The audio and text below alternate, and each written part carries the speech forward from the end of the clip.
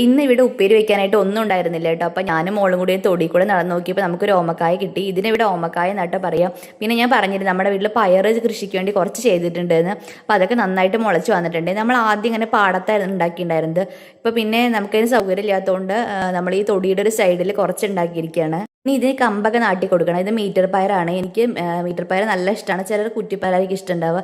എനിക്ക് നല്ല ഇഷ്ടമാണ്. നമ്മുടെ വീട്ടിലെ പാടത്ത് നടല കഴിഞ്ഞ് വരമ്പ് കിളയ്ക്കുക. ആ സമയത്ത് നമ്മൾ ഈ കുറ്റിപ്പയറിൻ്റെ വിത്തുകൾ കൊണ്ടുപോയിട്ട് വരമ്പത്ത് ഇടാറുണ്ട്. അപ്പോൾ അവിടെ നിന്ന് നമുക്ക് ഒരുപാട് പയറുകൾ കിട്ടാറുണ്ട് കേട്ടോ. അത് നമ്മൾ ഇടാൻ സമയമായി ഇനി 2 മാസം കഴിഞ്ഞ് നമ്മൾ അങ്ങനെ ചെയ്യാറുണ്ട്. പിന്നെ ഞാൻ വന്നിട്ട് ഉപ്പേരിക്കിലൊക്കെ അരിഞ്ഞെടുത്തു. എനിക്കിങ്ങനെ പുറത്ത് തിണ്ണയിൽ വന്നിരുന്നിട്ട് പച്ചക്കറികൾ അരിയൊക്കെ നല്ല ഇഷ്ടമാണ്. അപ്പം ഞാൻ അധികം അങ്ങനെ ഇരുന്നിട്ടാണ് ചെയ്യാറ്. പിന്നെ ഇന്ന് കറി വയ്ക്കാനായിട്ട് രസമാണ് കേട്ടോ. അപ്പം അമ്മ അതിനുള്ളതൊക്കെ ചതച്ചെടുക്കുന്നുണ്ടായിരുന്നു. ഇന്ന് ഞാൻ ഉപ്പേരി ഉണ്ടാക്കുന്നത് യൂട്യൂബിൽ കണ്ടിട്ടുള്ള രീതിയിലാണ് കേട്ടോ.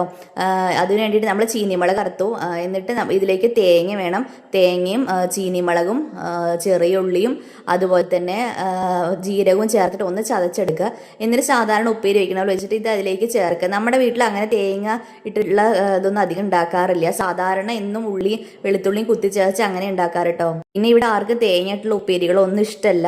അതാണ് അധികം ഉണ്ടാക്കാത്തത്. ഞാൻ ഈ തവണ ഡോക്ടറെ അടുത്ത് പോയപ്പോൾ തേങ്ങ ഇട്ട് കഴിച്ചോട്ടെ ചോദിച്ചു കേട്ടോ. അപ്പോൾ ഡോക്ടർ കഴിച്ചോളാൻ പറഞ്ഞുകൊണ്ടാണ് ഞാൻ കഴിക്കുന്നത്. ഇന്ന് മോൾക്ക് ക്ലാസ് ഉണ്ടായിരുന്നില്ല. അപ്പോൾ ഞാൻ അച്ഛമ്മയും മോളും കൂടി ഇരുന്നിട്ട് ഭക്ഷണം കഴിച്ചു. അപ്പോൾ ഇന്നത്തെ വീഡിയോ ഇത്രയേ ഉള്ളൂ. നാളെ മറ്റൊരു വീഡിയോ ആയിട്ട് കാണാം. ബൈ.